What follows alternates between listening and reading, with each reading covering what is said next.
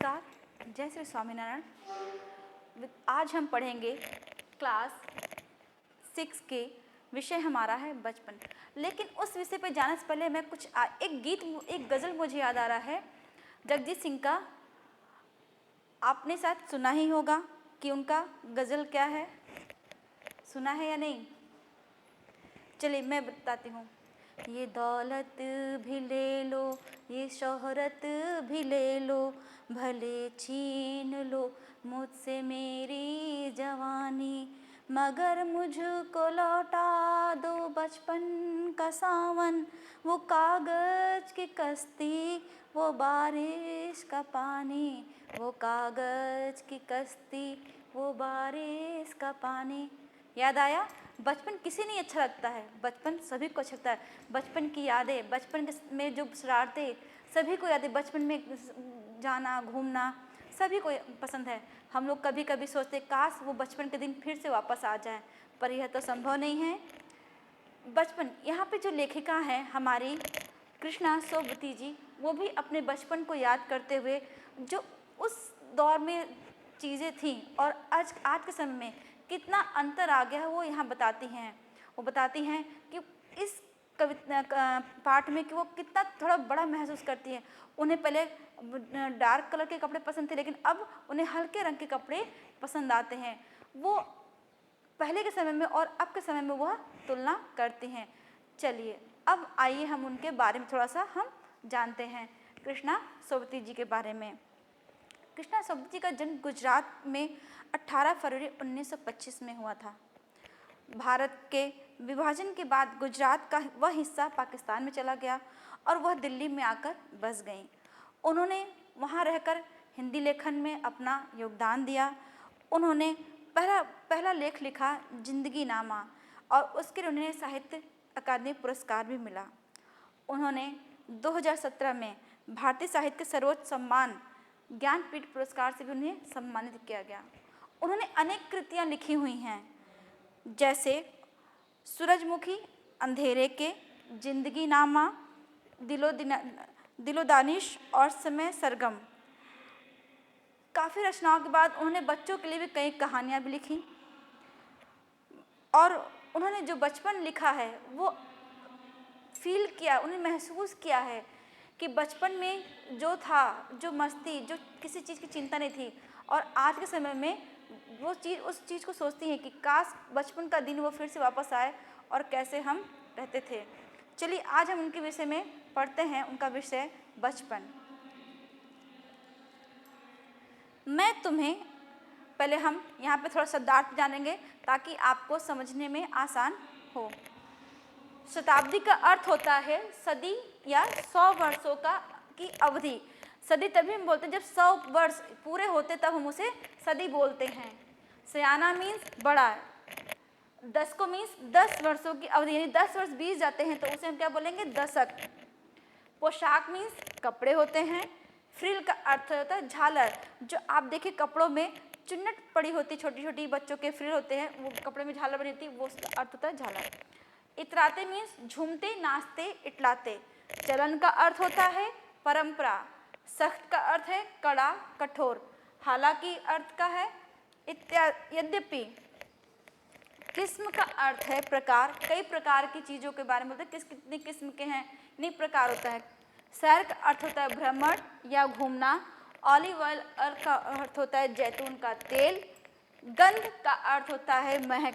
यहाँ गंध का तात्पर्य जो उसकी महक, स्मेल से मतलब होता है, यानी बदबूदार नहीं, जो जैतून के ऑलिव ऑयल के जो महक होती है उसके बारे में यहाँ बताया गया इस पाठ में। खुराक का अर्थ होता है खाने की सही मात्रा, हम बच्चे को कितनी मात्रा में खाना या दवा देनी होती है उसके बारे में खासतौर से दवा के बारे में कहा गया है। मितली का अर्थ है उपकाय या मन खराब होना। दिलचस्पी यानी रुचियाँ, पसंद, हमें किस चीज़ में दिलचस्पी यानी रुचि, हम किस, या संगीत में या नृत्य में किस में हम रुचि रखते हैं, इसका तात्पर्य यहाँ पे है। ड्यूटी का अर्थ है काम मिलना। मन भावनी, मन को भाने वाली, जो मन को भावती है, जो मन को पसंद आती है, वो यहाँ पे उसका अर्थ यही होगा। स्टॉक मीन्स संग्रह, यानी हम किसी चीज़ को एकत्रित करते रहते हैं, उसको हम यानी कहते हैं संग्रह करना। आइए अब हम पाठ चलते हैं। मैं तुम्हें अपने बचपन की ओर ले जाऊंगी। मैं तुम्हें कुछ इतनी बड़ी हूँ कि तुम्हारी दादी भी हो सकती हूँ, तुम्हारी नानी भी, बड़ी बुआ भी, बड़ी मौसी भी। परिवार में मुझे सभी लोग जीजी कहकर पुकारते हैं।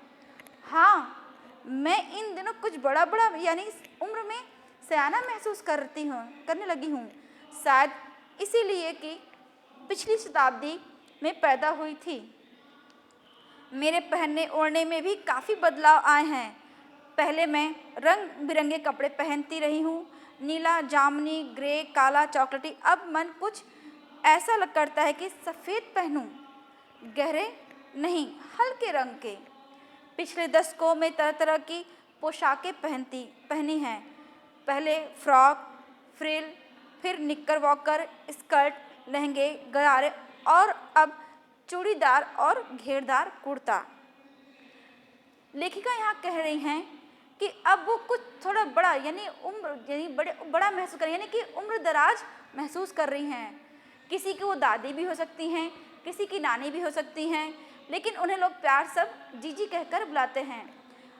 वो यहाँ बता रही हैं कि पहले उन्हें पहनने ओढ़ने का काफ़ी बदलाव, यानी बोले कि अब के समय में और पहले समय में पहनने ओढ़ने यानी कपड़ों वस्त्रों में बहुत अंतर आ गया है। क्या अंतर है? उन्हें पहले गहरे रंग के कपड़े पसंद आते थे, जैसे नीले, ग्रे, चॉकलेटी, लेकिन अब उन्हें कुछ जब उम्र बढ़ गई है, जब उनको लग रहा है कि नहीं मैं बड़ी उम्र की हो गई हूँ, तो उन्हें सयाना महसूस कर रही हैं, तो वो क्या कहती हैं कि मुझे हल्के रंग यानी उन्हें सफ़ेद रंग के कपड़े पहनने पसंद आते हैं। फिर वो बोल रहे हैं कि पोशाक, उन्हें कपड़े याद आ रहे हैं। वो पहले किस तरह के फ्रॉक पहनते थे, किस तरह के कपड़े पहनते थे। वो कह रही है कि वो झालर वाले फ्रॉक पहनती थी, स्कर्ट पहनती थी, गरारे पहनती थी, चूड़ीदार और घेरदार कुर्ता पहनती थी। अब वो आगे बढ़ते हुए कह रही हैं और उन्हें यहाँ पे अब कुछ याद आता है कि हाँ, पहले किस तरह के फ्रॉक पहनती थी, उन्हें कितना उस फ्रॉक से लगाव था, उस वस्त्र से उनको लगाव था। बचपन के कुछ फ्रॉक तो मुझे अब भी याद हैं। हल्की नीली और पीली धारी वाली फ्रॉक, गोल कॉलर और बाजू पर भी गोल कफ, एक हल्के गुलाबी रंग का बारीक चुन्नटों वाला घेरदार फ्रॉक, नीचे गुलाबी रंग की फ्रिल। उन दिनों फ्रॉक के ऊपर की जेब में रुमाल और बालों में इतराते मीन्स यानी झूमते नाचते रंग बिरंगे रिबन का चलन था। चलन यानी परंपरा थी। क्या था कि बचपन में उनको याद है कि वो फ्रॉक के साथ क्या करती थी, कलरफुल रिबन, यानी जिस कलर का फ्रॉक होता था उसी तरह का वो रिबन लगाती थी और क्या करती थी, वो खूब झूमते इतराते वो जाती थी। लेमन कलर का बड़े प्लेटों वाला गर्म फ्रॉक जिसके नीचे पर टकी थी फर, 2 ट्यूनिक भी याद है, एक चॉकलेटी रंग का और अंदर की कोटी प्याजी, दूसरा ग्रे और उसके साथ सफ़ेद कोटी। यानी यहाँ पे वो वस्त्र के बारे में बता रही कि वो किस तरह के वस्त्र पहनती थी। कोटीदारी पहना उन्होंने, फ्रॉक भी पहना, फ्रिलदार फ्रॉक पहना। अब हम आगे बढ़ते हैं, उनके बचपन के बारे में जानते हैं। मुझे अपने मोजे और स्टॉकिंग भी याद हैं। यानी क्या बोले हैं कि बचपन में जब वो मोजे और स्टॉकिंग पहनते थे तो वो उन्हें अभी भी याद है और वह उन्हें खुद धोती थी। बचपन में हमें अपने मोजे खुद धोने पड़ते थे, वह नौकर या नौकरानी को नहीं दिया जा सकते थे, वह सख्त मनाही थी। यानी क्या थी कि वो जो कपड़े थे वो खुद धुलने होते थे हर रविवार को, और वह नौकर नौकरानी को नहीं दे सकते थे। और घर में उनकी जो चलन था कि नहीं ये आपको ही कार्य करना है, तो वो उसको नौकर नौकरानी को वो धुलने के लिए दे नहीं सकते थे। हम बच्चे इतवार का यहाँ पे अर्थ होगा रविवार से, कि सुबह इसी में लगाते, धो लेने के बाद अपने अपने जूते पॉलिश करके चमकाते। जब जूते कपड़े या ब्रश से रगड़ते तो पॉलिश की चमक उभरने लगती। यानी क्या करें, जब वो इतवार के दिन या रविवार के दिन वो लोग अपने जूते मोजे सब साफ करते थे और जब जूतों में पॉलिश करते थे और कपड़ों से चमकाते थे तो क्या कहते उनकी चमक यानी जूते शाइनिंग करने लगते थे। फिर बोल रहे हैं सर्वर मुझे आज भी बूट पॉलिश करना अच्छा लगता है। यानी बोले अभी मेरी इतनी उम्र हो गई लेकिन मुझे अभी भी जूते पॉलिश करना पसंद है, यानी अच्छा लगता है। हालांकि अब नई नई किस्म के शू आ चुके हैं। यानी बोले कि उस समय में सिर्फ लेदर या कपड़े के शूज़ चलते थे, लेकिन अब हर प्रकार के शूज़ आ गए, यानी जूते आ गए हैं। कहना होगा कि ये पहले से कहीं ज़्यादा आरामदेह हैं। हमें जब नए जूते मिलते उसके साथ ही छालों का इलाज शुरू हो जाता है। यानी क्या करें, अब तो इतने प्रकार के जूते आ गए जिससे हमें बहुत राहत मिलती है, लेकिन उस समय क्या था, सिर्फ 2 ही तरह के जूते चलते थे, लेदर और कपड़े के। लेकिन बोली अब जब फिर वो बता रही हैं कि जिस समय जब यानी उनके टाइम में जब उनको जूते मिलते थे तो उसके साथ छालों का यानी उनकी यानी पहनते थे, पैर में छाले पड़ जाए तो उसके उपाय के लिए वह रुई यानी कॉटन रखती थी। आगे चलते हैं। जब कभी लंबी सैर पर निकलते अपने पास रुई जरूर रखते। देखिए यहाँ पे उन्होंने लिखा है, जूता लगा तो रुई मोजे के अंदर। हाँ, हमारे तुम्हारे बचपन में तो बहुत फर्क हो चुका है। यानी क्या कर रही हैं कि अब वस्त्रों के साथ साथ जो पहनते हैं जूते चप्पलों में भी यानी शूज और में भी अंतर आ गए हैं। हर शनिचर को हमें ऑलिव ऑयल या कैस्टर ऑयल पीना पड़ता। यह एक मुश्किल काम था। शनिचर को सुबह से ही नाक में इसकी गंध का अर्थ मैंने बताया था यहाँ पे आपको, महक से है। गंध का अर्थ यहाँ पे महक, जो उसकी स्मेल आती है उससे है। महक नाक इसकी गंध आने लगती। छोटे शीशे के गिलास जिन पर ठीक खुराक के लिए निशान पड़े रहते, उन्हें देखते ही मितली होने लगती। मुझे आज भी लगता है कि अगर हम न भी पीते वह शनिवार दवा तो कुछ ज़्यादा बिगड़ने वाला नहीं था, सेहत ठीक ही रहती। तुम्हें बतलाऊंगी कि हमारे समय और तुम्हारे समय में कितनी दूरी हो चुकी है, यहाँ तक कि बचपन की दिलचस्पियाँ भी बदल गई हैं। लेखिका यहाँ बता रही है कि वो जूते पॉलिश के साथ जो बचपन में और जूते भी में भी बदलाव आए। पहले क्या थे 2 तरह के, और अब क्या है हर प्रकार के हर नए तरह के जूते आ गए हैं। फिर बोले कि हम शनिवार के दिन उन्हें छोटे बच्चों को दवा के रूप में क्या था, ऑयल उन्हें पिलाया जाता था ताकि वह बीमार ना पड़े। लेकिन उसकी गंध क्या थी, वो उन्हें बर्दाश्त नहीं थी, वह उन्हें पीने से मतलब भागती थी, वो पीना नहीं चाहती थी। फिर बोलती हैं एक गिलास था शीशे का, उसमें ठीक खुराक लिखी थी कि कितना खुराक देना है। बोलती आज के समय में हमारे और तुम्हारे समय में बहुत परिवर्तन हो गए। नहीं, अब बच्चों की रुचियाँ यानी कि इच्छाओं यानी दिलचस्पी, किसी का खेल में रुचि है, किसी का कुछ में रुचि है, तो क्या अब उसमें भी बदलाव आ गया है। यानी क्या बोली है, 2 समय यानी कि उनके टाइम में और अब के समय जो उनके पोता पोती या जो भी हैं उनके टाइम में जो रुचि हुई है, जो शौक में, वह अंतर आ गया है। आगे बोलती हैं, याद रहे उन दिनों कुछ घरों में ग्रामोफोन थे, रेडियो और टेलीविज़न नहीं थे। हमारे बचपन में कुल्फ़ी आइसक्रीम हो गई, कचौड़ी समोसा पैटीज में बदल गया, सहतूत और फालसे खसखस के शरबत के कोक पेप्सी में बदल गए। उन दिनों कोक नहीं लेमन विमडो मिलती थी। शिमला और नई दिल्ली में बड़े हुए बच्चों को वेगर्स और डेविकोस रेस्तरां की चॉकलेट और पेस्ट्री मज़ा देने वाली होती। हम भाई बहनों की ड्यूटी लगती शिमला मॉल से ब्राउन ब्रेड लाने की। यहाँ क्या कह रही हैं कि जब बता रही दिलचस्पियों में अंतर क्या होगा, पहले टाइम में क्या बोले कि सिर्फ ग्रामोफोन था, लेकिन अब क्या है हमारे पास रेडियो है, टेलीविज़न है। और बोले कि हम लोग को पहले क्या पसंद थी, कुल्फ़ी, लेकिन अब के समय में आइसक्रीम का रूप ले लिया। कचौड़ियाँ जो पहले खाते थे वो क्या रूप ले ली, समोसे और पैटीज में बदल गई। और जो पहले सहतूत और फालसे जो खाते थे वो अब किसमें बदल गए, कोक और पेप्सी में बदल गए। फिर बोले कि उन्हें शिमला नई दिल्ली के में बच्चों को जो वहाँ के रेस्टोरेंट उनके चॉकलेट बहुत और पेस्ट्री पसंद हैं। फिर वो शिमला में आते कि उनको याद आता कि हाँ उनकी ड्यूटी लगती थी क्या लाने के लिए, ब्राउन ब्रेड यानी लाने की। आगे बढ़ते हैं। हमारा घर मॉल से ज़्यादा दूर नहीं था, एक छोटी सी चढ़ाई और गिरजा मैदान पहुँच जाते।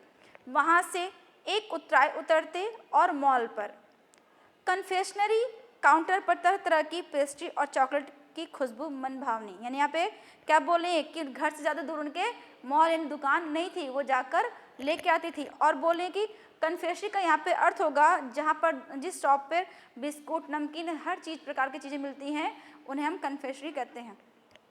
और बोले मन भावनी उनकी पसंद की चीज़ें वहाँ पर मिलती थी। हमें हफ्ते में एक बार चॉकलेट खरीदने की छूट थी। सबसे ज़्यादा मेरे पास ही चॉकलेट टॉफ़ी का स्टॉक यानी संग्रह रहता है।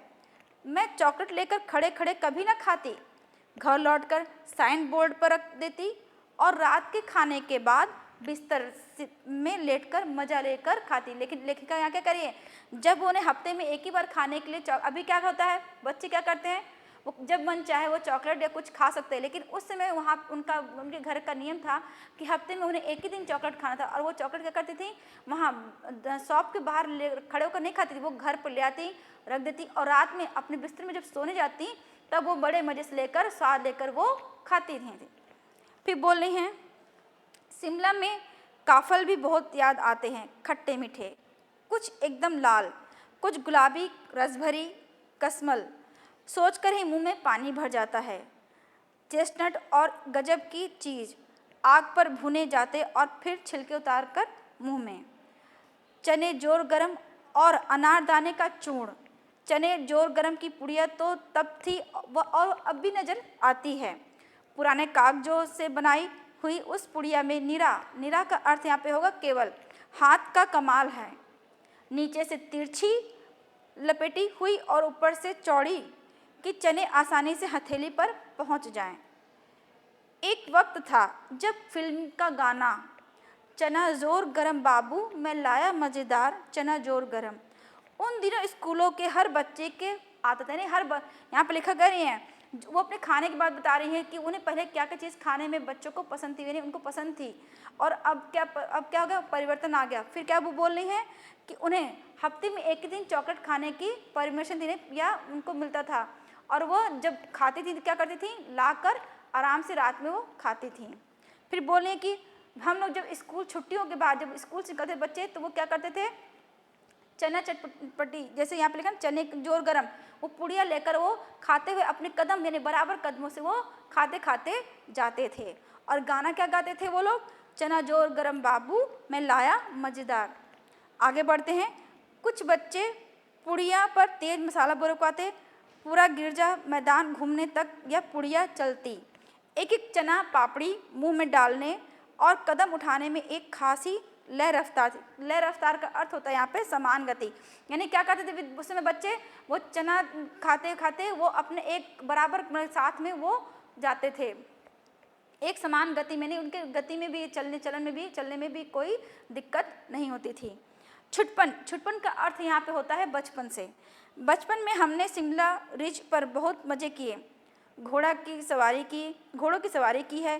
शिमला के हर बच्चे को कभी न कभी यह मौका मिल ही जाता, यानी बोले शिमला में उन्होंने घुड़सवारी भी की और कभी न कभी किसी न किसी बच्चे को यह घोड़े पे बैठने का मौका मिल जाता था।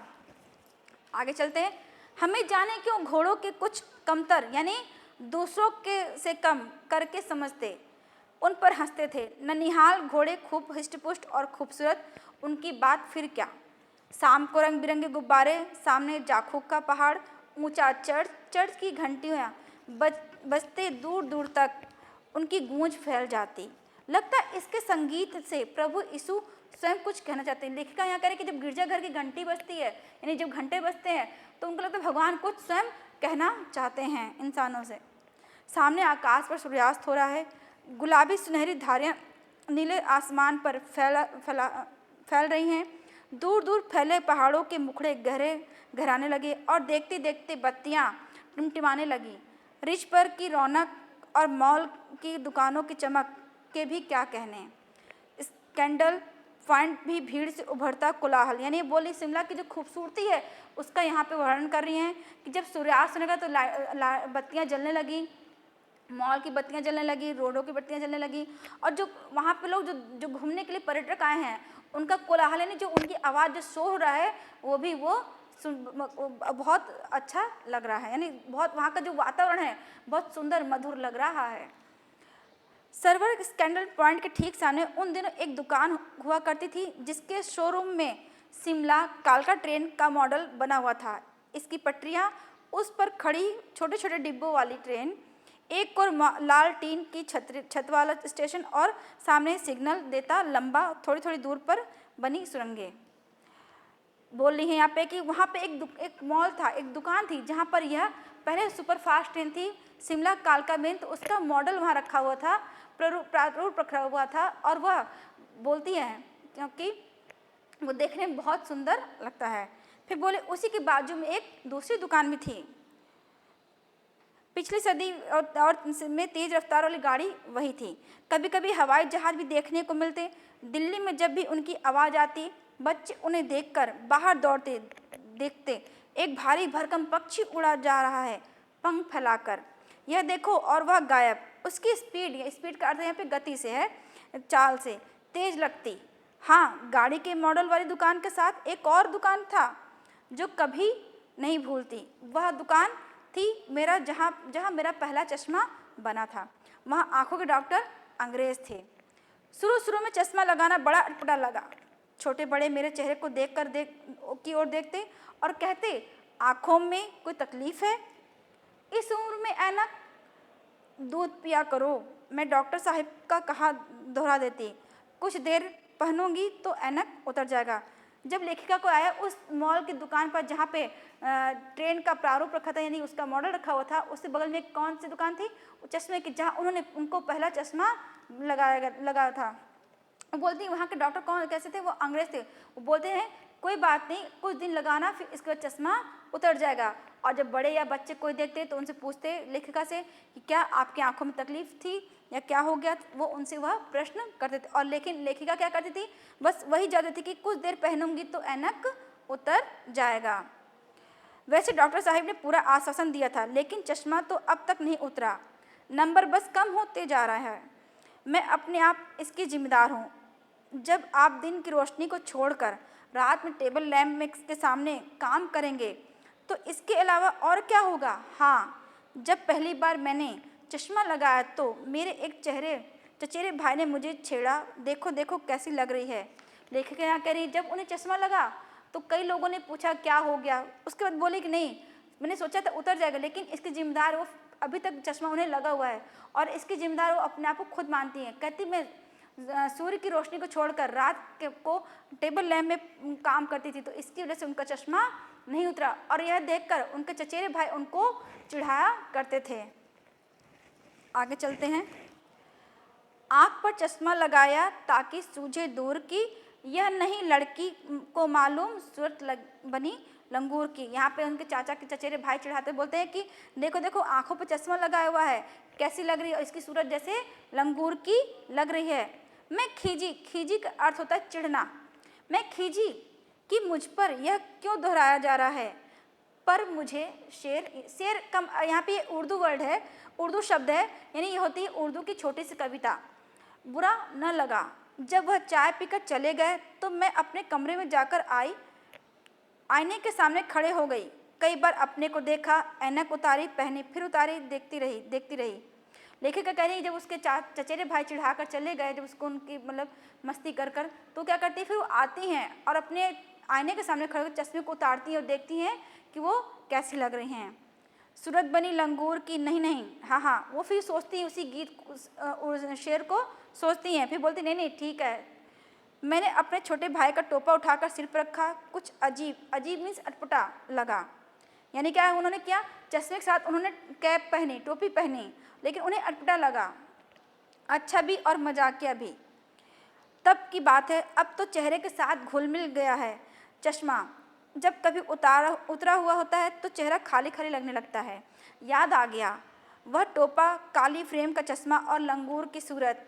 हाँ, इन दिनों शिमला में मैं सिर पर टोपी लगाना पसंद करती हूँ। मैंने कई रंगों की जमा कर ली है, कहाँ दुपट्टों का ओढ़ना और कहाँ सहज का अर्थ होता है स्वाभाविक, सहल सुभीते यानी आराम वाली हिमाचली टोपी। यहाँ पे कह रहे हैं लेखिका कि चश्मों के साथ क्या करती है, उन्हें टोपी लगाना पसंद है। उन्होंने कई रंग बिरंगी टोपियों का संग्रह कर रखा है। उन्हें दुपट्टों से ज़्यादा टोपियाँ लगाना आरामदायक लगता है। और यहाँ पे लेखिका अंत में कहे कि चश्मों के बिना उनका चेहरा अब खाली खाली सा लगता है। लेखिका यहाँ अपने बचपन के द्वारा समझाने का प्रयास किया है कि पहले के उनके समय में और अब के समय में बचपन में की जो शरारतें, रुचियों में बहुत अंतर आ गया है। धन्यवाद।